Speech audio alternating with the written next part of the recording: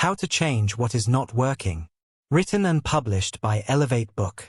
Introduction. You know the moment. That quiet ache inside your chest when something feels off. When your smile doesn't reach your eyes anymore, and even the things you used to love now feel hollow. This book is for that moment. How to Change What Is Not Working is a journey, not into someone else's ideas or fancy solutions, but into your own truth. It's about getting brutally honest with yourself. About looking at what's no longer serving you, and choosing not to stay stuck anymore. We all reach a point when pretending just doesn't work. When pushing through, numbing, or distracting ourselves only leads to more exhaustion, more anxiety, more shame, and deep down, we already know what isn't working. A relationship that drains us. A job that steals our soul. A habit that keeps us small. A belief that whispers you're not good enough every single day. But knowing isn't the hard part. The real challenge is what comes next. The change. The uncomfortable, terrifying, liberating change. That's where this story begins. This book won't hand you one-size-fits-all advice. Instead, it will walk with you, scene by scene, moment by moment, into the real-life emotions of people who reached their breaking point and finally decided to change. Not because they were brave. Not because they were ready. But because they had no other choice. Each chapter is a window into that turning point. The silence before the storm. The panic after a bold decision. The shaky first step into a new life. You'll hear their fears. Their truths. Their quiet courage. And in their stories, I hope you'll see your own reflection. Because here's the truth. Change doesn't begin when you're confident. Change begins when you're broken, tired, and done pretending. When something inside you says, I can't do this anymore, and I won't. You don't need a perfect plan. You need a beginning. And that's exactly what this book offers. As you listen, let each story settle into your heart. Let the emotions rise. Let yourself feel what you've been avoiding. Because every feeling is a message. Every stuck place is a door. And every chapter is a mirror showing you not just what's broken, but what's still possible. This isn't a book about fixing your life overnight. It's a book about choosing not to live another day in a life that no longer fits. About standing in the rubble of what's not working and building something better. So if you're ready, really ready, to change what's not working, turn the page. Let's begin. Chapter 1. The Breaking Point. She sat in her car, hands gripping the steering wheel, the engine running, but going nowhere. The office building behind her loomed like a prison. Fluorescent lights flickered through the windows, mocking her with the life she'd outgrown. Inside that building was her title, her desk, her paycheck, and every piece of her identity that she no longer recognized. Tears didn't fall. They just welled there, waiting. Like her. Stuck between what was safe and what was slowly killing her spirit. This wasn't burnout. This wasn't a bad day. This was the moment she realized. Something had to change. Or she would. Her name was Claire. She was 38, a senior project manager. The kind of woman who kept everything in check. Smart. Capable. Reliable. The one people called when things went wrong. The one who never fell apart. But lately, she wasn't sleeping. Her hair was thinning. Her chest felt tight. And she'd begun to wonder if this was it. Wake up. Pretend. Perform. Collapse. Repeat. She'd done everything right. The degree. The promotions. The house with the grey walls and the walk-in closet full of clothes she never wore anymore. She had all the things people said she should want. And none of the peace they promised would come with them. So she started staying in the car longer. Every morning. Every night. 5 minutes. Then 10. Then sometimes 45. Because in that tiny steel box, she could finally breathe. She didn't have to fake a smile. Didn't have to answer emails. Didn't have to be fine. She could just be tired. She wasn't lazy. She wasn't crazy. She was breaking. And the most dangerous part? No one could see it. People praised her for being composed, efficient, a rock. But inside, she was silently screaming. One morning, after a meeting where her boss called her invisible in front of the team, She walked straight to the bathroom, locked the stall door, and stared down at the toilet paper roll for almost 20 minutes, just breathing. Just trying not to crumble. That night, she Googled, "Why do I feel numb all the time?" She read about depression, burnout, identity crisis, but none of them felt exactly right. What she felt was this: trapped in a life that wasn't hers anymore. And here's where her story shifts. Not with a miracle, not with a grand plan, but with a moment of brutal honesty. She wrote one line in her journal: "I don't want this life."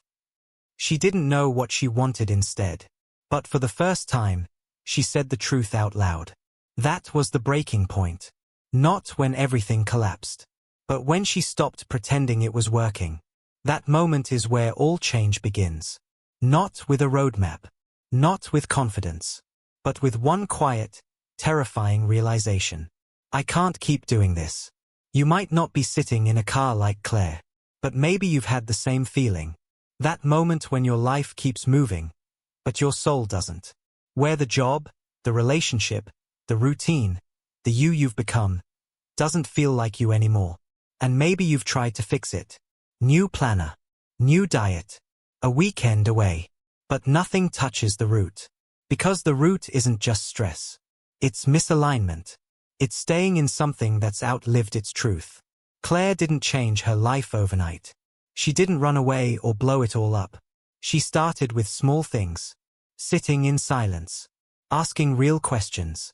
Writing things down she was afraid to admit. And most importantly, listening to the ache, instead of silencing it. That ache? It's not weakness. It's a signal. It's your soul whispering, something isn't right. And if you're brave enough to listen, it becomes your map. The breaking point is scary. But it's not the end. It's the beginning of something honest. And here's the truth. You don't need to have it all figured out. You just need to stop pretending what's not working still is. Because what you tolerate becomes your prison. And what you admit becomes your power. This is your story now. Where the mask falls. Where the truth rises. Where you look your life in the face and say, "No more." Not because you hate your life, but because you finally love yourself enough to change it. Chapter 2. The Mask We Wear. There's a moment when the smile doesn't feel real anymore. You look in the mirror, and you still see your face, but it feels like a costume. The eyes are tired. The laugh lines don't move.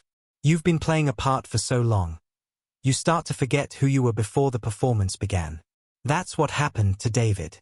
He was the funny one, the fixer, the dependable dad, the reliable husband, the hard-working man who never complained.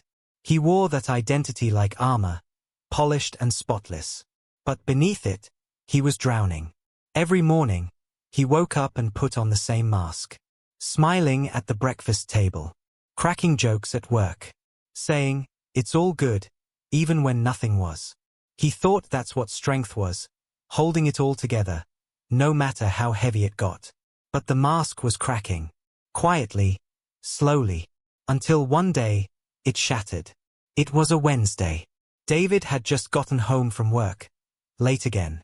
His daughter was sitting on the stairs, backpack still on, cheeks stained with tears. "Daddy, you forgot to pick me up." He stared at her, frozen. The guilt hit like a freight train. He'd written it on the calendar. Set the reminder. Promised her that morning. But in the chaos of meetings and deadlines and pretending to be okay, he forgot. She didn't scream. She didn't accuse. She just looked at him like he wasn't who she thought he was. And maybe he wasn't. That night, after she went to bed, he sat on the kitchen floor, lights off, phone in hand, scrolling through photos of himself, smiling at barbecues, holding birthday cakes, posing at work parties. In every single one, he looked perfect. But he didn't remember feeling any of it. That's when it hit him. He hadn't just been wearing a mask for others. He'd been wearing it for himself. He didn't know who he was without it. He only knew who he was supposed to be. The provider. The protector. The man who never breaks. But inside, he was empty. Not because he wasn't strong, but because he'd never been allowed to be weak. He thought admitting something wasn't working would make him a failure. But the truth was the opposite. Admitting the truth was the first time he felt real in years. He didn't make a big speech. He didn't post about it. He just did one brave thing. He told his wife, "I'm not okay." And for the first time in their 12-year marriage, she didn't try to fix it. She just sat beside him. Silent, present, real. Sometimes, change starts with that one moment of honesty. Not the dramatic one. The quiet one. The one where you stop lying, to the world, to your family, and most painfully, to yourself. Because pretending costs more than failing ever will. Wearing the mask doesn't make the pain go away. It just buries it deeper. David's life didn't unravel that night. It began. He started therapy, took a leave from work, learned how to feel again. He learned that strength isn't silence. Strength is saying, "This version of me isn't working anymore." And maybe you know that feeling too. Maybe you've built your whole life around being what everyone needed you to be. The achiever, the peacekeeper, the strong one, the survivor. And maybe it's been years since you asked, "What do I need?" That question matters. Because when you spend your life hiding your truth, you forget it's even there. But the truth doesn't die. It waits. It waits for the moment you stop running. The moment you're too tired to keep pretending. The moment your soul whispers, "It's time." That's what this chapter is about. Not the drama. The courage to take off the mask. Not to expose yourself, but to find yourself. Because the version of you that got you here did their best. But you don't have to wear their armor forever. You're allowed to change. You're allowed to soften. You're allowed to say, "This isn't me anymore." The world won't always understand. But your heart will. And that's where the real freedom begins. Chapter 3, When Comfort Becomes a Cage. There's a strange kind of pain that hides inside comfort. It's not loud. It doesn't scream. It whispers. It says, "You're fine. This is fine. Don't make things harder than they need to be." That's the voice that kept Maya stuck for 11 years. She had a decent job, a polite husband, a tidy home filled with framed quotes about gratitude and scented candles that masked the silence. No one would call her life a disaster. That was the problem. It wasn't bad enough to leave. But it wasn't good enough to stay. She'd wake up, brush her teeth, pour coffee into the same chipped mug, and stare out the same kitchen window thinking, "Is this it?" Then she'd shrug it off. Smile. Get on with the day. Because that's what strong women do, right? They stay. They endure. They don't break things just because they're bored. They should be thankful. That word haunted her. Should. You should be happy. You should feel lucky. You shouldn't want more. But inside, she did. Desperately. It started showing in little ways. She stopped playing music in the house. She ate in silence. She started avoiding the mirror. She wasn't sad. Not exactly. She just wasn't alive. Her world was beige, predictable, comfortable, and slowly killing her. The night everything shifted, she was folding laundry on the couch. Her husband was next to her, scrolling through his phone. They'd been in the same room for hours, and hadn't said more than 5 words. That's when she said it. Out loud. Not to him. Not to anyone. Just into the air. "I'm lonely." The room didn't respond. But the truth echoed in her bones. It wasn't about him. It wasn't about socks or dishes or who texted who. It was about the slow erosion of self that happens when you stay in a life that no longer fits, just because it's safe. Maya had built her world around comfort. She'd mistaken numbness for peace. She'd called stillness stability. But what she was really doing was hiding. From risk. From pain. From change. Because comfort has a dark side. It tells you this is the best it gets. It convinces you that trying for more is selfish, reckless, dramatic. It traps you in routines that feel like safety, but are actually silent prisons. That night, she didn't pack a bag or slam a door. She sat down at her kitchen table, opened a blank page in her journal, and wrote one terrifying question. What if I don't want this life anymore? The answer didn't come right away. But the question cracked something open. She began to notice things. How her laugh had become quiet. How she avoided eye contact with herself in photos. How the things she once loved, writing, dancing, spontaneous road trips, had been packed away like winter clothes she forgot she even owned. She realized she hadn't made a real choice in years. She had just coasted, from job to relationship to apartment, choosing what felt familiar. Because familiar feels safe, even when it isn't. Over the next few months, she didn't blow up her life. She got curious. She took long walks without her phone. She signed up for a dance class, alone. She had one hard conversation with her husband. Then another. And another. And slowly, the color started coming back. Not just in her cheeks, but in her world. She realized something simple and life-changing. Comfort isn't the same as contentment. You can be comfortable and miserable at the same time. You can have everything fine on the outside and still feel like you're vanishing on the inside. And you don't need a dramatic reason to change your life. Boredom is reason enough. Desire is reason enough. The ache to feel alive is reason enough. Maya didn't leave her marriage right away, but she stopped leaving herself. She started asking what she wanted, without apology. And the more she listened, the more she realized she was still in there. Underneath the laundry. The politeness. The years of keeping the peace. She was still there. Waiting to be chosen. You might be there too. Maybe nothing in your life is broken. Maybe the job pays well. The relationship is nice. The days are easy. But deep down, you know, you were not made to just be fine. And maybe, just maybe, that quiet voice that says, there's more, isn't trying to ruin your life. It's trying to save it. Chapter 4, The High Cost of Staying the Same. He walked past the mirror and didn't recognize the man looking back. Same eyes. Same face. But something behind them had gone quiet. Tyrell used to be passionate. He was the kid who dreamed loud. The guy who took risks. The one who believed in doing something that mattered. But over the years, that version of him had faded. At first, it was just one compromise. Take the job that pays better, even if it kills your creativity. Say yes to the promotion, even though it locks you deeper into something you hate. Tell yourself you'll leave next year. Or after the wedding. Or once the house is paid off. Next thing you know, it's been a decade. And you're still there. Still doing the same thing. Still saying, soon.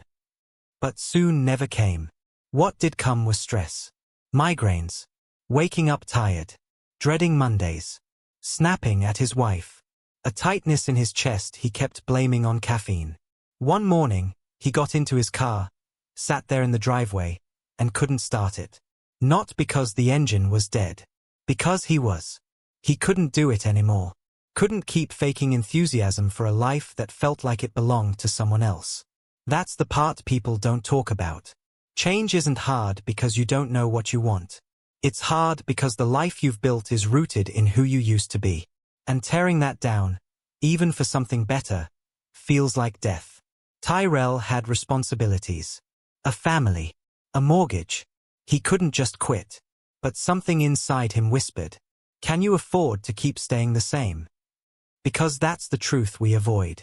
We always talk about the cost of change. The risk. The uncertainty. The fear of failure. But we never talk about the cost of not changing. Of waking up 10 years from now, and still being stuck in the same cycle. Of losing your spark. Your health. Your purpose. Of slowly disappearing behind a mask of stability. Tyrell didn't walk into his boss's office that day and quit. He did something scarier. He told the truth. I'm burned out. I'm unhappy. I need something to change. And just like that, the silence broke. To his surprise, his boss didn't get angry. He nodded, slowly, and said, me too. They didn't solve everything in one conversation. But they started. Tyrell negotiated a 3-month sabbatical. He went to therapy, spent time with his kids, played the piano again for the first time in years. And with each day, he felt something coming back, his voice. He started writing again. Not for anyone else. Just for him. He didn't have a plan. He had a truth. And that truth was enough to begin. We think the world will fall apart if we stop pretending. But often, it's the pretending that's pulling us apart from the inside. Tyrell eventually left his job, not in anger, but in peace. He started consulting, teaching, creating, and more than anything, he started living. The hardest part wasn't rebuilding his life. It was admitting the one he had wasn't working anymore. So ask yourself, what is the cost of staying the same? What is it doing to your mind, your heart, your body? And more importantly, what is it stealing from your future? You were not put on this earth to endure a life that doesn't light you up. You were made to evolve, to grow, to change. Even if it's messy, even if it's scary, even if no one understands. Because staying the same when your soul is begging for more, that's the most expensive decision you'll ever make. Chapter 5. The Lies That Keep Us Stuck. She always told herself it wasn't that bad. Other people had it worse. She had a roof over her head, a job, a partner who didn't hit her. So what if she cried in the shower 3 nights a week? So what if she felt like a ghost in her own life? She told herself to be grateful. She told herself to grow up. She told herself, this is just what adulthood feels like. That was the lie that kept Lena stuck. The lie that told her survival was the same as happiness. That numb was normal. That her pain didn't matter because someone else had it harder. She didn't realize it at the time, but those lies were heavy. They sat on her chest like bricks. And every time she repeated them, she dug herself deeper into a life she didn't want to live. It wasn't a dramatic life. There was no headline-worthy abuse. But there was a slow erosion of self. A slow death of joy. A quiet abandonment of dreams that once lit her up like fireflies in July. And for years, she convinced herself that her discomfort wasn't real. That maybe she was just sensitive. That maybe she just needed to try harder, smile more, fix herself. But no amount of smiling could fill the hole in her heart.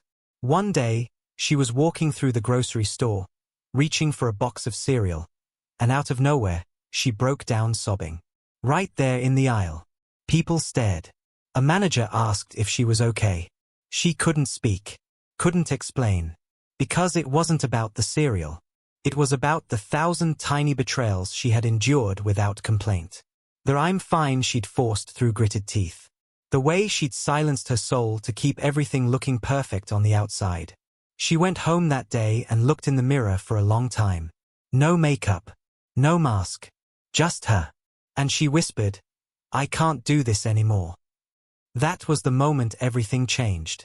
Because that's the truth about the lies we tell ourselves. They only work until they don't. You can only gaslight yourself for so long. Only minimize your pain so many times. Only pretend you're okay until your body says, enough. Lena didn't change her whole life overnight. But she stopped lying to herself. She admitted she was miserable. She admitted the relationship she was in wasn't love. It was convenience. She admitted she missed the girl who used to write poetry in coffee shops and dream about painting murals across the city. She admitted her truth. And in that moment, she got her power back. Not because it fixed everything, but because it was real. We think lies protect us. They don't. They trap us. They keep us in jobs that drain us, relationships that hollow us, cities that suffocate us. Because it's not that bad. Because we're afraid of being dramatic. Afraid of being wrong. Afraid of making a mistake. But here's what no one tells you. Staying stuck is a mistake too. And it's one you make slowly, quietly, day after day, by believing that your pain doesn't count. Lena learned that truth the hard way. And when she finally left, her job, her city, her relationship, she didn't do it to run away. She did it to come back to herself. She started over with almost nothing. No clear plan. Just a journal, a suitcase, and the truth. And it was hard. But it was real. And for the first time in years, she felt alive. So if you're feeling stuck, ask yourself this. What lies are you still telling yourself? Which ones sound so reasonable, so responsible, that you haven't dared question them? And what would happen if you did? What if the life you're defending isn't the life you want? What if your truth is buried under layers of logic, excuses, and fear? You owe it to yourself to find out. Because staying in a life that doesn't fit, just because you've worn it for so long, doesn't make it right. It just makes it familiar. And comfort is not a good enough reason to stay miserable. Chapter 6. When Fear Becomes Your Compass. He stood at the edge of the stage, heart pounding, hands trembling, staring at the microphone like it was a weapon. The auditorium was mostly empty, just a rehearsal. But to Jace, it felt like judgment. He'd signed up for this open mic night 2 months ago. Back then, it felt brave, bold. Like maybe, just maybe, he could start becoming the version of himself he used to dream about. But now it just felt stupid. His legs locked, his breath shallow, his mind screamed, "Who do you think you are?" That question, it had followed him his whole life. Whenever he tried to step out of the box, whenever he dared to reach for something more, whenever he imagined a life that was his, not just safe. And every time, fear pulled him back. Not the kind of fear that saves you from danger. The kind that traps you in the same place for years. Jace had played it safe his whole life. He took the job that was smart. He dated people who wouldn't hurt him, but also didn't see him. He lived quietly, neatly, never too loud, never too much. And yet, every night when the world was quiet, he felt it, that ache in his chest. That whisper of a life unlived. That longing to be seen, heard, free. But every time he tried, fear would rise. Not just fear of failure. Fear of embarrassment, rejection, being misunderstood. Fear of being vulnerable. Fear of being real. And so he stayed hidden. Until the ache got louder than the fear. That's when he signed up for the open mic. Not because he was ready. Because he was done hiding. But now, as the host called his name, he felt it again. The terror. The shaking. The almost unbearable urge to run. He could have left. No one would have blamed him. But instead, he walked forward. Not because he was fearless. Because he'd finally realized. Fear wasn't a stop sign. It was a compass. It pointed straight to the thing he needed to do next. The thing that mattered. The thing that terrified him because it was real. He stepped onto the stage, took a breath, and started to speak. The first sentence cracked. The second wobbled. By the third, something changed. He stopped performing. He started telling the truth. He told the story of how he'd been invisible his whole life, by choice.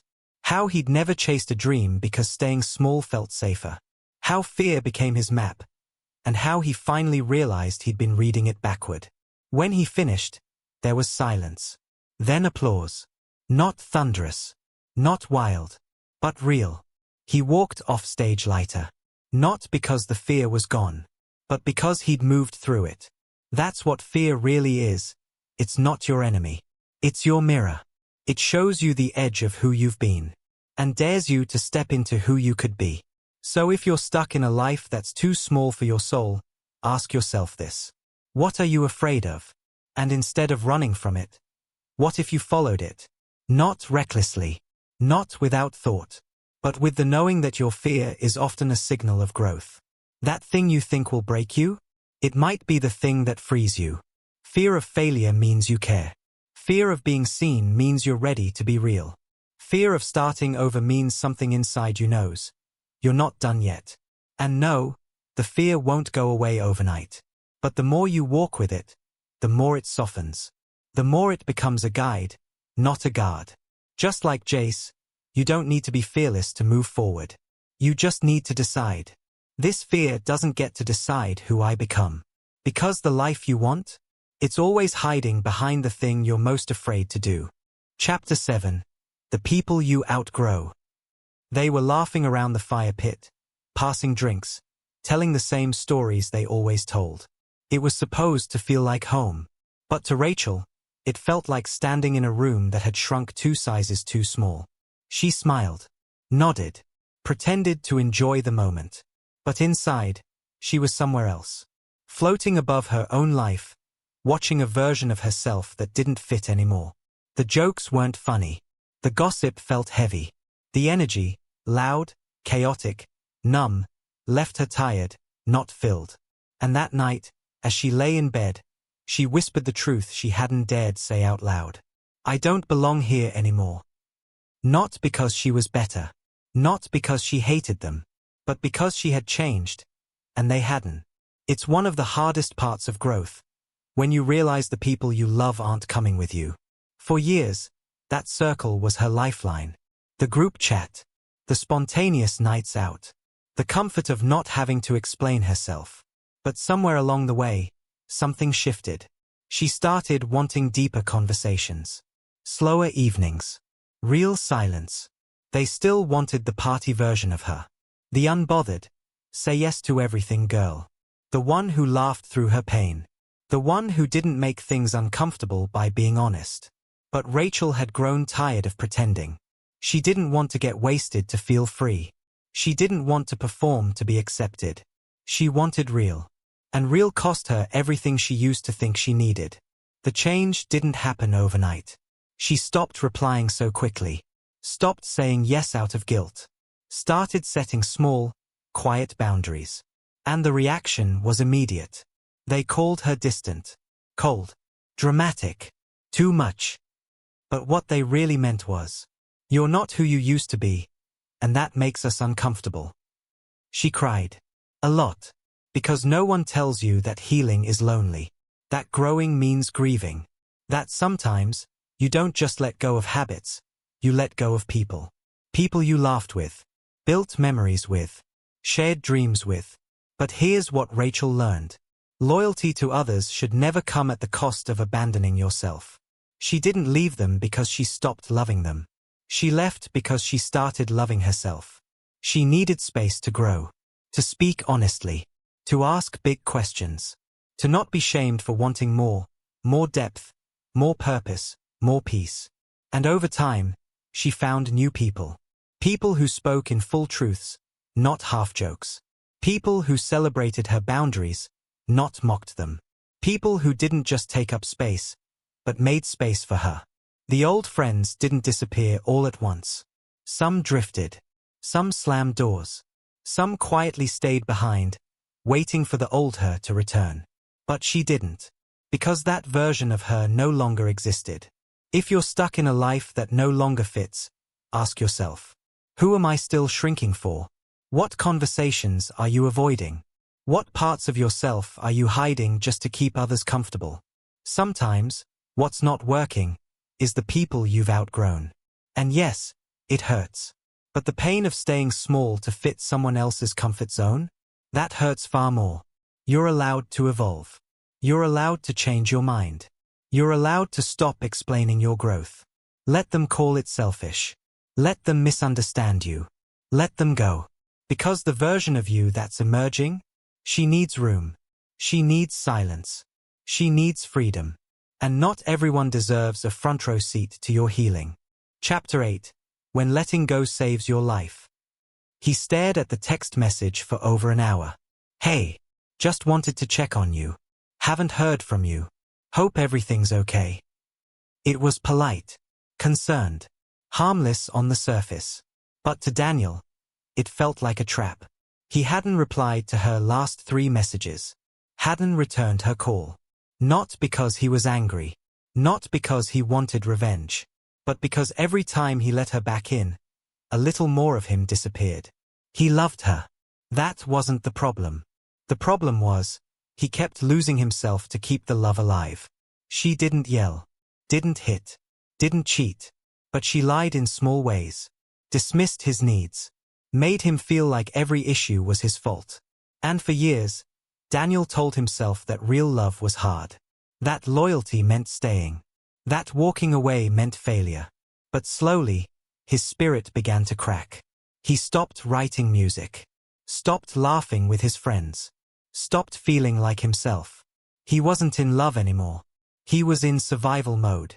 One night, after yet another argument that ended with her saying, "You're just too sensitive," he sat on the bathroom floor and cried into a towel so she wouldn't hear.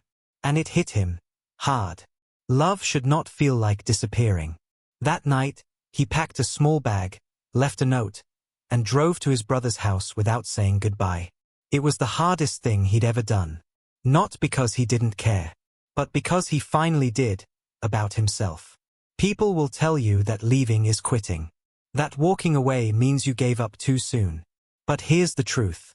Letting go is sometimes the bravest thing you'll ever do. Daniel didn't leave because he hated her. He left because he couldn't keep betraying himself to stay. Healing wasn't easy.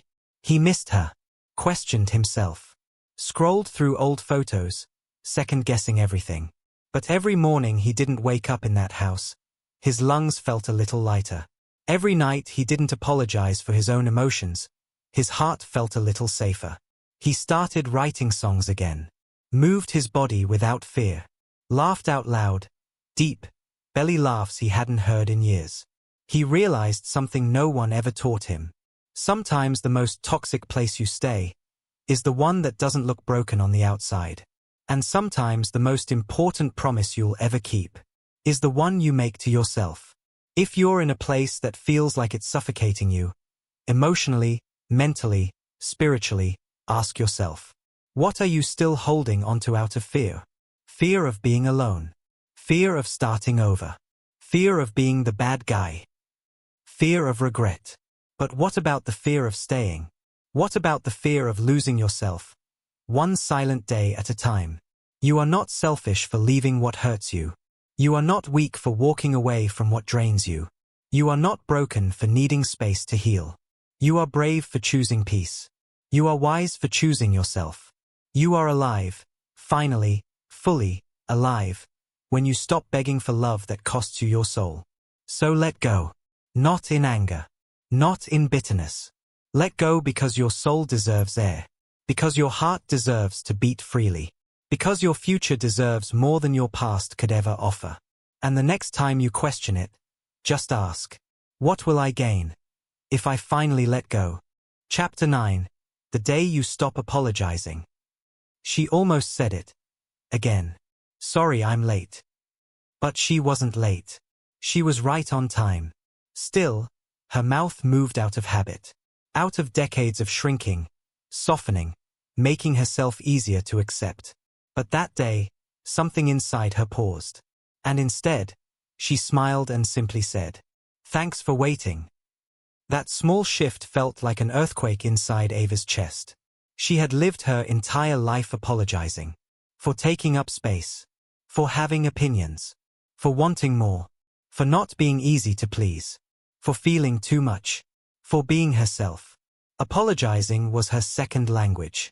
It followed her like a shadow. She said sorry when someone bumped into her. She said sorry when she cried in therapy. She even apologized when she ordered food complicated at restaurants. Like wanting her meal the way she actually liked it was somehow an inconvenience to the world. But beneath every apology was a wound. Somewhere in her story, she learned the lie that being loved meant being less. Less loud. Less emotional. Less difficult. Less real. And so she shrank. She dimmed her light. She swallowed her truth. She became the version of herself that wouldn't make waves. Until the day she realized, being easy to love shouldn't mean erasing who you are. That realization didn't come in some grand epiphany. It came in exhaustion. She was tired of always folding into other people's comfort zones. Tired of editing herself to be palatable. Tired of apologizing for the very things that made her, her. That morning, she looked in the mirror and asked, "Why am I saying sorry for existing?" She didn't have the full answer, but she knew it was time to stop. The shift wasn't immediate. She still caught herself writing sorry in emails and deleting it. Still paused before saying how she really felt. Still worried about being too much. But slowly, something inside her grew. She started saying no without explaining. Started walking into rooms without lowering her voice. Started crying when she needed to cry, and not apologizing for it afterward. She began to take up space. Not because she wanted attention, but because she had spent too long pretending she didn't deserve any. And people noticed. Some cheered her on. Some pulled away. Because the truth is, When you stop apologizing for being real, you start making people uncomfortable. Especially the ones who benefited from your silence. But Ava wasn't doing it for them.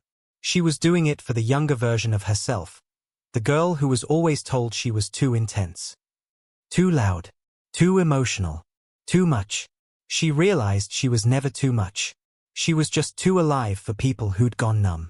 If you're stuck in a life that no longer fits, ask yourself, where am I still saying sorry for things I shouldn't be sorry for? For dreaming too big? For walking away from people who don't see you? For honoring your mental health, your voice, your body, your limits? There is a freedom waiting on the other side of that apology. Because when you stop apologizing for being yourself, you stop begging for the bare minimum. You stop settling. You start living. Your voice is not too loud. Your tears are not too inconvenient. Your needs are not too much. Your truth is not too heavy. It is time to stop apologizing and start becoming. Chapter 10. Becoming the person you needed. The room was quiet, but her mind wasn't. Jenna sat on the floor, back against the wall, knees pulled to her chest. The house was dark. The dishes were still in the sink. She had her phone in her hand, but there was no one she wanted to call. She didn't want advice. She didn't want noise. She just wanted to feel like someone saw her. Like someone would walk through the door, sit beside her, and say, I know you're tired, but you're not alone. But no one came. So instead, she did something she'd never done before. She whispered it to herself. I see you. I love you. I've got you. And the tears came fast. Not because she was broken, but because, for the first time in her life, she wasn't waiting for someone else to save her. Jenna had spent years chasing approval. From teachers. From bosses. From lovers who only wanted the easy parts of her. She changed her clothes, her voice, her personality, molding herself into whatever version would finally be enough for them to stay. But they always left. And each time, a piece of her went with them. Until there was barely anything left. She didn't know who she was anymore.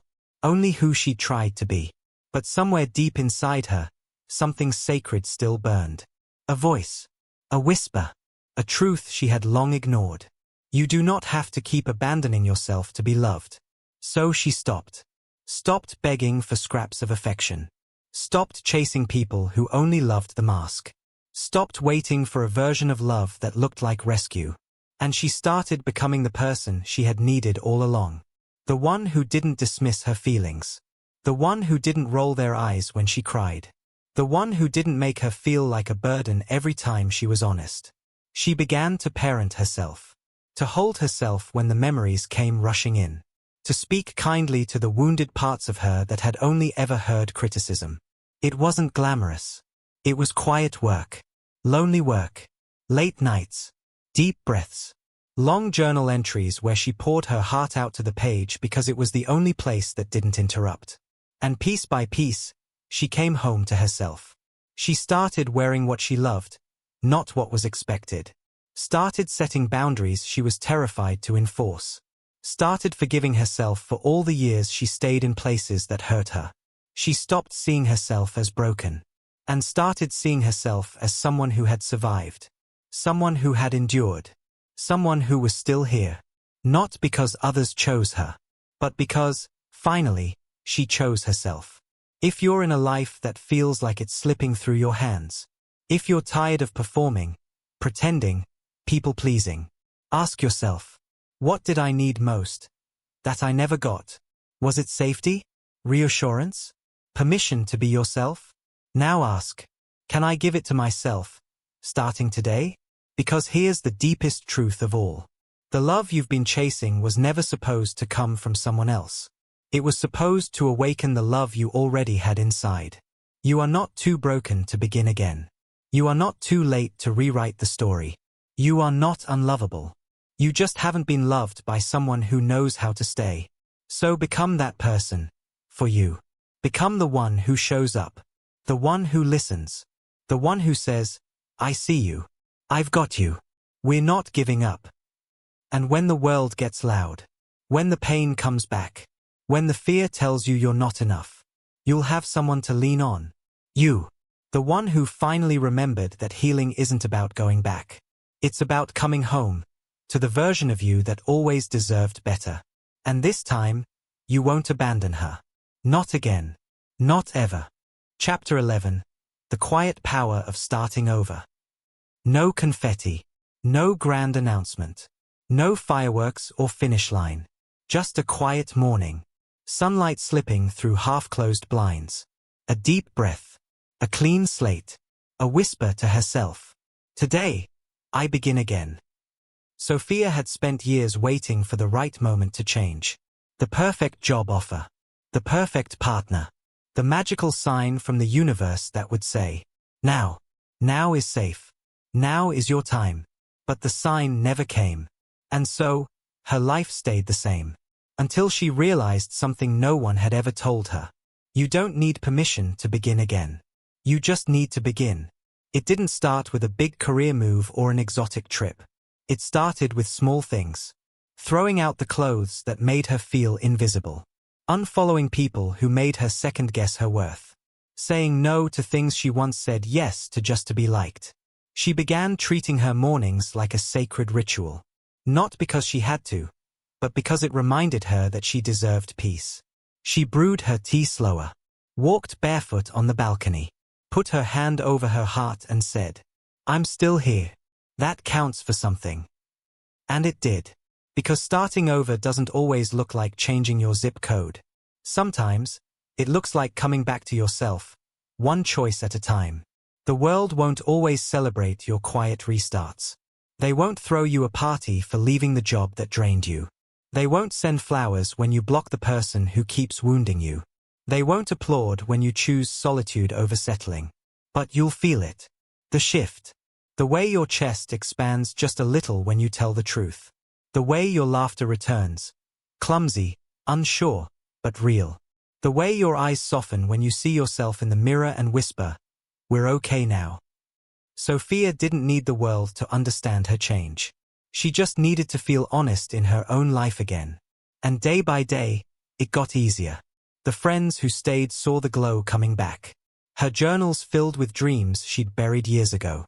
She started making decisions that weren't based on fear, but on desire. Not because everything was fixed, but because she finally believed she was allowed to try again. And isn't that what we're all searching for? Not a perfect life, but permission to begin again, without shame. To say, I know I stayed too long. I know I lost myself. I know I made mistakes. But also, I know I'm not done yet. If you're sitting in the ruins of what used to be, a career that crumbled, a love that walked away, a version of yourself you no longer recognize, this is your permission slip. You don't need everything figured out. You don't need a master plan. You just need one brave moment to say, this is not how my story ends. And yes, it may be quiet. It may go unnoticed. But that doesn't make it small. Because every great transformation begins in silence. With one breath, one step, one decision to begin again. So stand in the stillness. Feel the fear. And then, with a voice that may shake, say it anyway. I'm ready. Chapter 12. Owning the Life You Choose. It felt foreign at first. Waking up without dread. Walking into a room without shrinking. Looking in the mirror, and seeing someone she actually respected. Not someone perfect. Not someone with it all figured out. But someone real. Someone free. Jade had spent most of her life being who everyone else needed her to be. The responsible daughter. The accommodating girlfriend. The steady employee who never rocked the boat. The kind of woman who could read a room and make herself smaller without anyone noticing. She'd mastered the art of disappearing in plain sight. But after years of quiet suffering, subtle resentment, and living a life that looked good but didn't feel good, she broke the rules. She made decisions no one understood. She quit the job that made her miserable. She stopped chasing the approval of her family. She ended a relationship with someone who was good on paper, but made her feel empty inside. And she braced for the backlash. It came, just like she expected. The questions. The guilt trips. I just don't understand you anymore. But something strange happened. This time, she didn't flinch. Because for once in her life, she understood herself. And that was enough. Jade started to build a life that actually fit. Not the version she was taught to want. Not the one everyone clapped for. But the one that made her exhale. The one that made her heart feel safe. She started working with her hands, crafting furniture, something she'd always loved but dismissed as not practical. She filled her home with plants, with art, with mess and color and softness. She let people see her as she was, sensitive, deep-feeling, raw, and didn't apologize for it. And in the stillness, she realized. This is what ownership feels like. Not perfection, not control, but radical alignment. Waking up and knowing every part of your life, your work, your people, your choices, reflects you. Not obligation. Not fear. Not survival. You. That's the chapter most people never get to. Because ownership comes with cost. You'll lose people. You'll outgrow roles. You'll disappoint expectations you never asked for. But what you gain? Peace. Clarity. Freedom. The power to say, this is the job I want. This is the kind of love I deserve. This is who I am, and I won't dim her anymore. Jade didn't need the world's approval anymore, because she had her own, and that changed everything. If you're on the edge, afraid to take the leap, afraid to change what isn't working because of who it might upset, ask yourself this. What would it feel like to live a life where every piece of it actually belongs to you? Not inherited, not borrowed, not tolerated, but chosen. You don't owe anyone the version of yourself that made them comfortable. You owe yourself a life that feels like truth. You owe yourself joy that isn't performative, success that isn't soul-crushing, love that isn't survival. You owe yourself the power to say, I didn't settle. I didn't fake it. I didn't live someone else's dream. I owned my life, and it was mine, every beautiful, messy, unapologetic inch of it. Chapter 13. Staying Free When the Old Life Calls Back. The first time it called her back, it was subtle. A message from an old boss, we miss you around here. A text from her ex, I've been thinking about you. A wave of doubt on a quiet Tuesday, maybe I overreacted. Maybe I left too soon.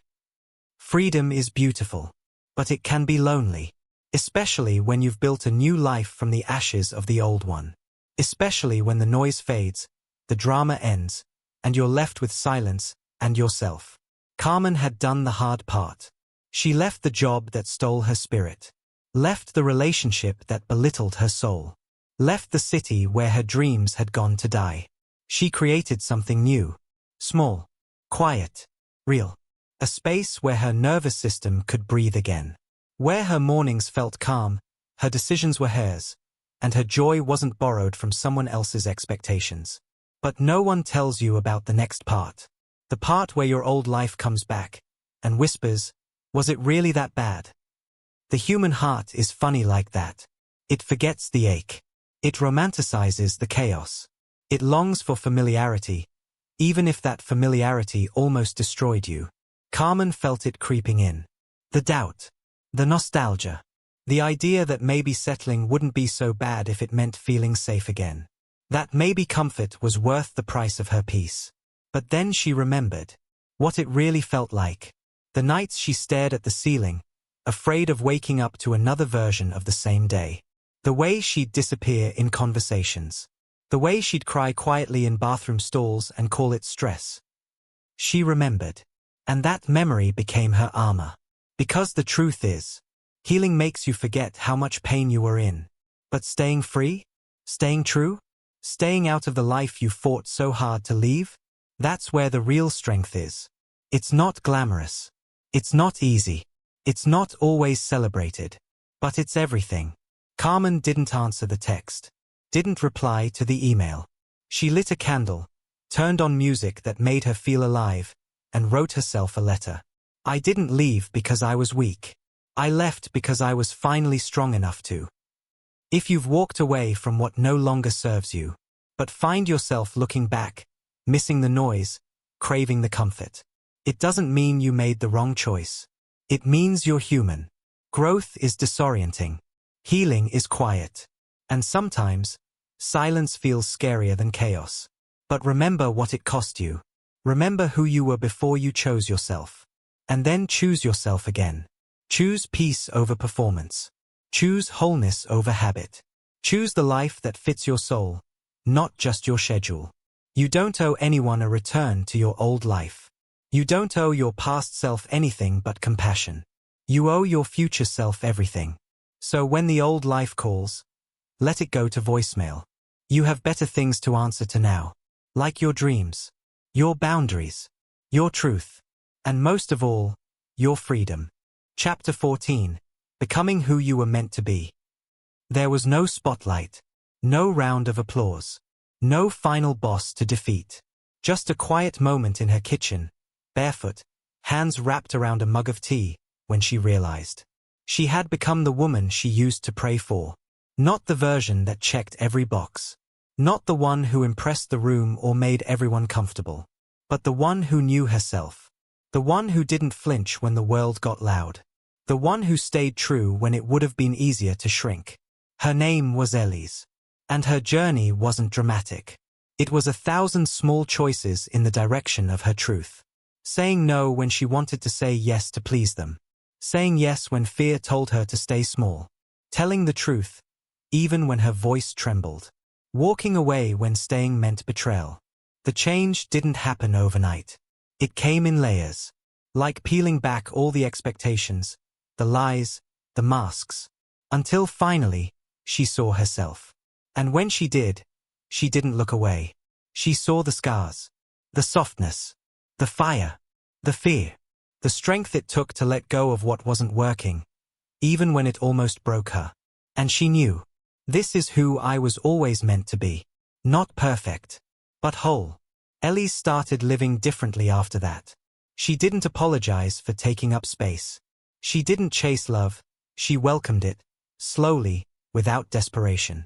She didn't measure her worth in productivity, likes, or approval. She measured it in peace. She noticed the way her shoulders relaxed when she was alone. The way her body felt when she said what she meant. The way she lit up when she was doing what made her feel alive. That's what becoming looks like.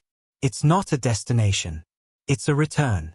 A return to the version of you that always existed underneath the pretending. The child who dreamed wildly. The teenager who questioned everything. The soul who whispered, there's more, even when everyone told you to be grateful for less. So here's the truth you've been searching for, even if no one ever said it out loud. You are allowed to change. You are allowed to want more. You are allowed to walk away from what no longer feels like home. And more than anything, you are allowed to become. Become bold. Become soft. Become messy, radiant, wild, tender. Become you. Because the life you want isn't found in a better routine or a bigger paycheck or someone finally choosing you. It's found in the moment you choose yourself, completely, without condition. The moment you stop fixing, stop performing, stop waiting, and start living. This book wasn't about solutions. It was about freedom. The freedom to tell the truth. To feel it all. To stand in the ruins and say, I'll build something better. To look in the mirror and whisper, I am not who I was. I am not where I've been. I am who I chose to become. And you did.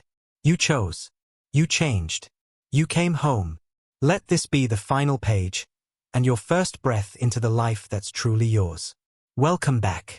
You're exactly who you're meant to be.